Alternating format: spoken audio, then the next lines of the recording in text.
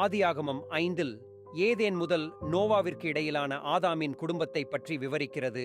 இது பெயர்கள் மற்றும் வயதின் பதிவாக மட்டுமல்லாமல் விசுவாசம், கீழ்ப்படிதல், மனிதநேயம் மற்றும் தேவனின் அன்பு பற்றிய நுண்ணறிவுகளின் ஆழமான வெளிப்பாடாகவும் உள்ளது. தேவன் ஆதாமை தம் சாயலிலேயே படைத்தார். தேவன் அவர்களை படைத்த அந்நாளிலேயே அவர்களை ஆசீர்வதித்து அவர்களுக்கு மனிதர் என்று பெயரிட்டார்.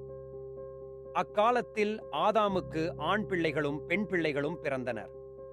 ஆதாம் சேத்தையும், சேத் ஏனோசையும், ஏனோஸ் கேனானையும், கேனான் மகளாலேயேலையும், மகளாலேயேல் யாரேதையும், யாரேத் ஏனோகையும் பெற்றான். ஏனோக்கு 300 ஆண்டுகள் தேவனோடு சஞ்சரித்தான்.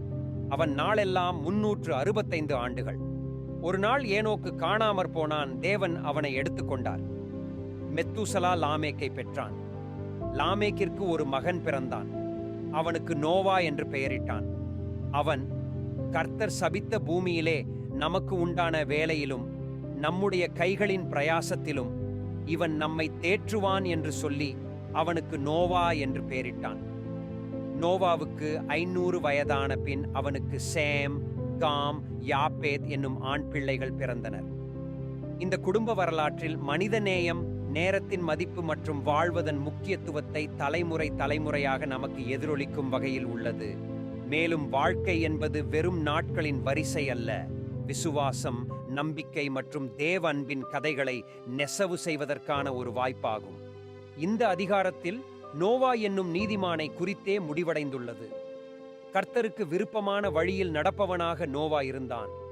இந்த தலைமுறையின் இறுதி பெருவெள்ளத்திற்கு முன் பூமியில் உள்ள மனிதர்கள் அனைவரும் பெரும் பாவிகளாக இருப்பதை கர்த்தர் அறிந்தார். அவர்கள் எல்லா காலத்திலும் பாவ எண்ணங்களையே கொண்டிருப்பதை கர்த்தர் பார்த்தார். கர்த்தர் மனிதர்களை பூமியில் படைத்ததற்காக வருத்தப்பட்டார்.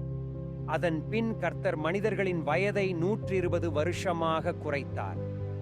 ஆவிக்குரிய தலைமுறையாக நாம் ஒவ்வொருவரும் தேவனோடு நடக்கவும் தலைமுறைகளாக எதிரொலிக்கும் ஒரு பாரம்பரியத்தை விட்டு செல்லவும் அழைக்கப்பட்ட இந்த நீண்ட நம்பிக்கையின் சங்கிலியுடன் இணைக்கப்பட்டுள்ளோம். நித்தியத்தின் இழைகளால் பின்னப்பட்ட மிகப்பெரிய கதையில் தேவனுக்குள் நம்மை பதிய வைக்கும்.